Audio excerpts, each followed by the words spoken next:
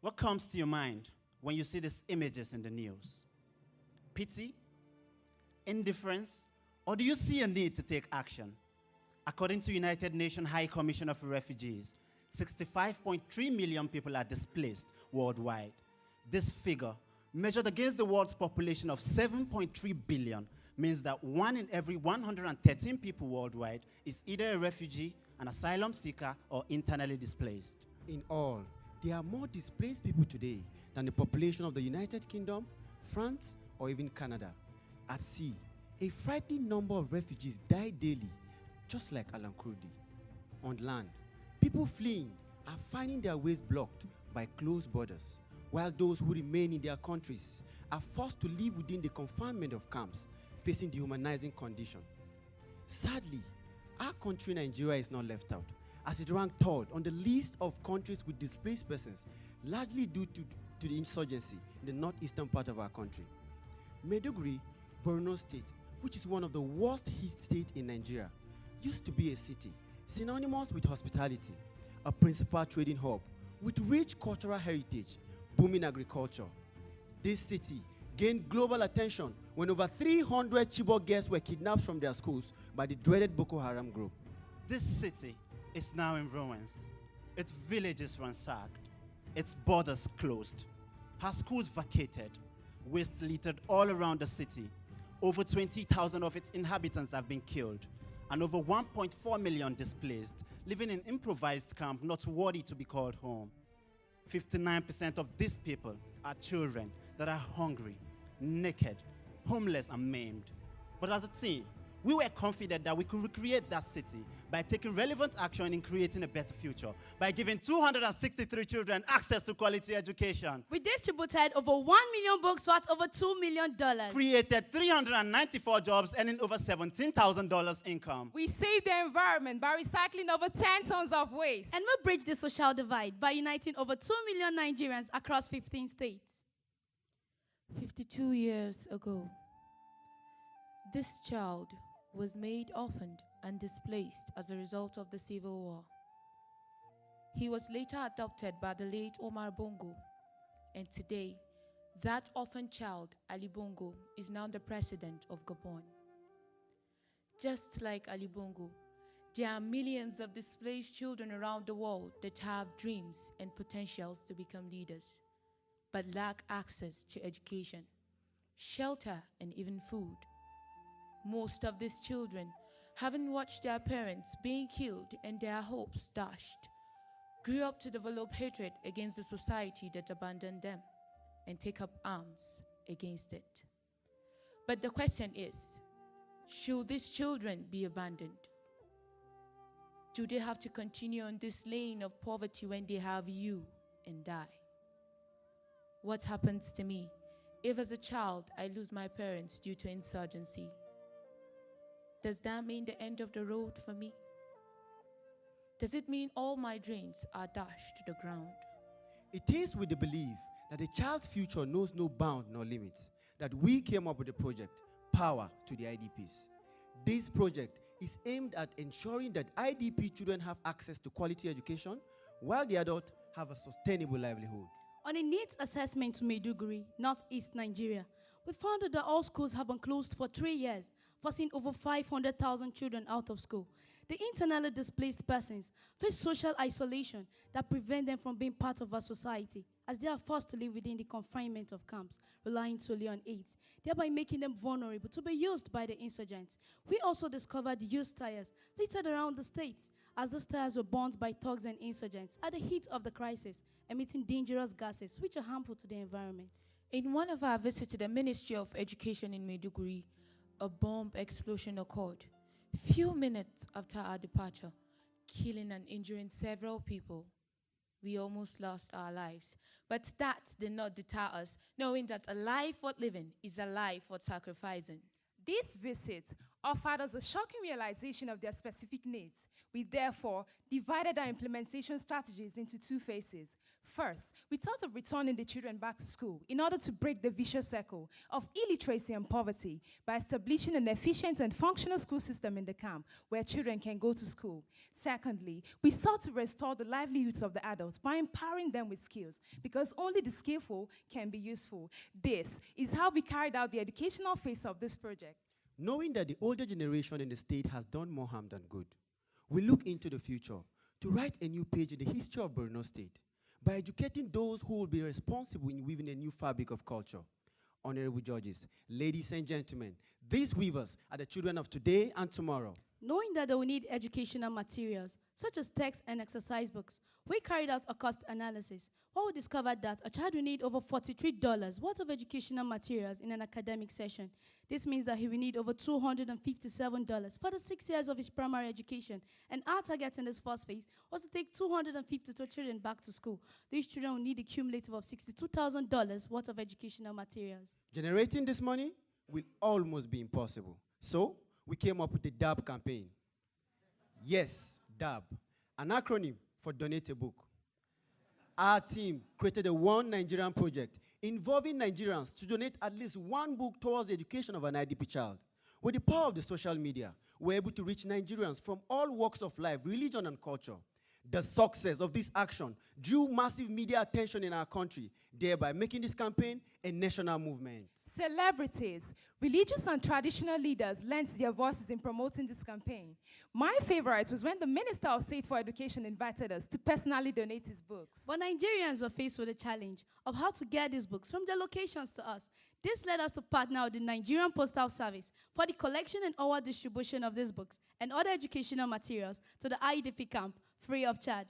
So far, we have received over 1 million books and other educational materials from Nigerians across 15 states. Ladies and gentlemen, you can be part of our One Nigeria project by sending your educational materials towards the education of an IDP child. Having been able to gather all these educational materials, our next challenge was coming up with innovative solutions in constructing classrooms, tables and chairs for the children to learn within the camp. In order to achieve this, we carried out a market survey. We found that it would cost about $571 to construct one classroom tent with tables and chairs. But why spend this much when we can save money, save the planet by turning waste into useful products? We discovered two non-biodegradable materials that pollute the environment and fit perfectly into our solution: used tires and flex banners. First, we came up with a collection process whereby organizations agree to donate their used flex banners in exchange for their waste being disposed by our team for free, thereby saving them an average of $14 monthly previously used in disposing their waste. To ensure a sustainable system, we partner with Kaduna State Environmental Protection Authority in the collection and disposal of all these wastes. After collection, we constructed 6 classroom tents using waste flex banners, 132 chairs and tables using waste tires, and we also constructed 6 bookshelves using waste metal drums, thereby saving $2,881 in the process. We then deployed our school innovation in the Dallery 1 IDP camp, a dangerous territory, 20 kilometers from the famous Sambisa forest, the heart of insurgency, which is the largest IDP camp in Nigeria, with over 5,000 out-of-school children. Knowing that these children are traumatized and will require a unique teaching approach, we partnered with UNICEF and Save the Children Foundation to design a special curriculum that heals their traumatized hearts and motivate them to learn. During our stay in the camp, we used stories and visuals to teach the children in their various classes. And in order to accommodate more students, we separated our classes into 2, the morning class for the elementary pupils and the afternoon class for the secondary students. And after our intervention, 252 children cannot go to school in the camp. In order to ensure a sustainable school system, we identified 27 displaced teachers in the camp to continue the teaching of the children. And we partnered with the Department of Education Technical of our institution in retraining these teachers. We also partner with the Borno State Commissioner for Education in ensuring that the 27 teachers' salary scheme is restored, each earning $51 monthly and a yearly cumulative of over $6,000. On a thought, we realized that the orphans in the camp require special attention due to their traumatic experience. Some of them watched their parents killed. These children lack parental care and motivation to go to school as they are displaced within the displaced camp. We took action by giving 11 of these children scholarship outside of the camp. First, we partnered with the National Association of Proprietors of Private Schools, NAPS, where 16 private schools agreed to offer the student scholarship. Next, we partnered with the Save the Children Foundation and the Ministry of Education in selecting 11 of these orphans that will benefit in the pilot phase of the scholarship. 11 of these children are now happy and their hopes reignited as they're in top private schools in Kaduna State, Nigeria. Plans are on ground to ensure that 50 more IDP children benefit from this scholarship this year. And now, we are proud to tell you the results of our educational intervention. 263 children now have access to quality education. We have distributed over 1 million books worth over $2 million. We created 27 jobs earning over $6,000. We saved the environment by recycling over 10 tons of waste. And we bridged the social divide by uniting over 2 million Nigerians across 15 states. Knowing that without proper financial support and guidance, a child's education will be interrupted. This is even worse in the IDP camp, as the parents of these children have no means of livelihood and depend solely on aids. This will hinder the progress of taking these children back to school, because at times, these parents send their children to beg for alms or even hawk, thereby making these children vulnerable to be used by the insurgents to carry out social vices. This realization gave birth to the second phase of our project, the positive power of business. Our goal in this phase of the project was coming up with innovative ways of transforming these people with no skills and business background into successful entrepreneurs. With the help of the National Emergency Management, NEMA, we identified 50 parents that are skilled in weaving the popular Borno cap but lack materials to produce. We took action by empowering them with all necessary materials used for cap production and business startup, as these caps are in high demand in the northern part of Nigeria. But we didn't just stop there. We trained 30 other parents on shoe production using used tires, thereby cutting down costs and maximizing profits. All the shoes we're wearing right now were produced by the IDPs using condemned tires. Finally, we trained 280 women on the production of home care products such as cosmetology and antiseptics. Having trained 360 people on these skills, we used a 5-step implementation model to convert this skill into sustainable businesses. First, we ensured a sustainable process by forming business cooperative for each of the skill sets and set up production workshop for them in the camp. We guaranteed sustainable business startups by providing 360 parents with tools and materials needed for their business. We conducted business workshops where we taught them effective bookkeeping, marketing strategy, and negotiation skills. Again, we guaranteed steady sales by identifying 15 sales outlets outside the states where their products are now being sold. Finally, we adopted a business model where 10% of their profit will be used in training other parents in need of skills and financial autonomy. Through this model, over 36 parents have been trained this year. Our post-test shows that 50 parents now produce cap and earn an average monthly income of $74 each. The 30 parents that are into shoe production now earn a monthly average income of $51. And the 280 women that are into the production of home care products now earn a monthly income of $85. By using waste tires in shoe production, we have ensured a cleaner environment. We have restored hope and livelihood by empowering 360 people. To ensure the sustainability of this project, our team initiated the creation of a new Enactus team in University of Maiduguri, Nigeria, which is 1 kilometer away from the IDP camp, thereby giving them the platform to monitor and replicate this project in other IDP camps across the state. Our future plan is to take this intervention to other states in the northeastern part of Nigeria and other neighboring countries. On behalf of the Borno State government, to most sincerely appreciate the effort of this organization. We really thank you very much for your concern and commitment in this gesture.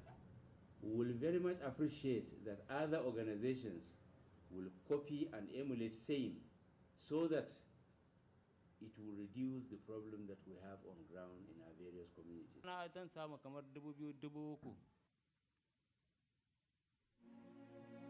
I've been moved to tears just twice in the past 3 years. First was when I lost my dad, which is a natural occurrence. Second, which is the most important to me, was when I visited this camp and witnessed firsthand what these people have been experiencing for years. I'll never forget the story of a child I met in this camp, how he was caged and forced to watch his parents killed and their bodies mutilated. If nothing is done to rehabilitate this child, he will become a perpetuator of the same act.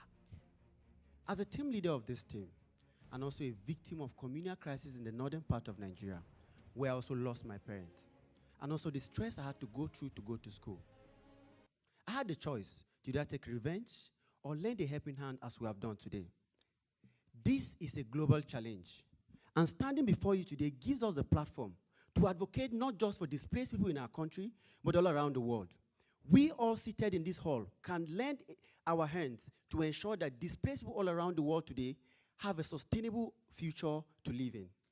We are a team eager to leave the comfort of our classrooms and the ambiguities of theories to apply our growing knowledge in solving real challenges that affect real people. Together, we have decided to make human progress our business. Together, we commit to apply our passion, talent, and ideas to impact as many lives as we can. Together, we risk our lives to take help to the most dangerous parts of our country to enable progress. Giving 263 children access to quality education. Distributing over 1 million books worth $2 million. Created 394 jobs, generating over $17,000 income. Saved the environment by recycling over 10 tons of waste. Together, we created the One Nigeria project, bridging the social divide by uniting over 2 million Nigerians across 15 states. And together, we all can change the world. Together, we are Enactus Kaduna Polytechnic.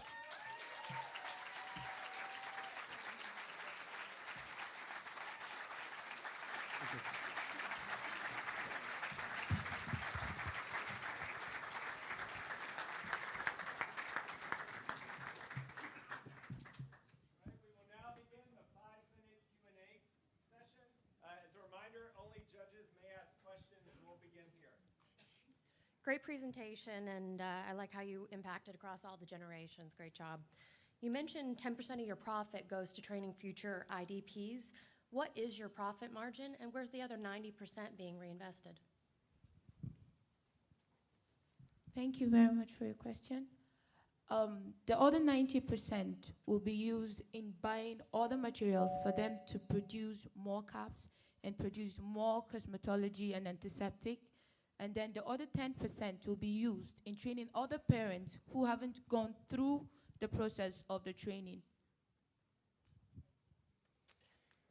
Excellent job. I have goosebumps. Thank you. I'm wondering about the 2 million number, 2 million Nigerians reunited or united. Can you talk about what that means? Okay, knowing that these children will need a lot of books to go to school, because there are over 1 million displaced children that are out of school. What that means is that we need to require lots of books. So we embarked on a campaign, the DAB campaign, to ensure that Nigerians donate books. So we also have hashtag Donate a Book campaign. We involve all Nigerians, over 2 million Nigerians, online donating their books through the post office, free of charge. The books get to us, and we also transport these books free of charge down to the IDP camps. So in all, those that participated in this Donate a Book campaign are over 2 million. It's very amazing. I have two questions. One is, how do you secure the student site? How do you secure the safety of the student? The second question is this all happen in 2016? Okay, yes. The children are in the internally displaced camp. It's an organized camp by the federal government. So there are a lot of, there's a presence of security in the camp. And this project, yes, it all happened this year.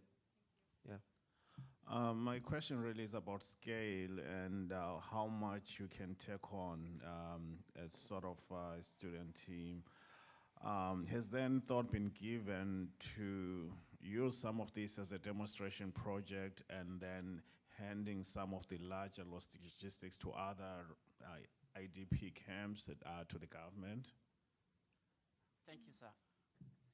If I understand your question, you said you think we're taking too much of the actions ourselves that we should. Okay. We have a roadmap for this project, pre-planned before we embarked on the project, and it is the collaborative approach.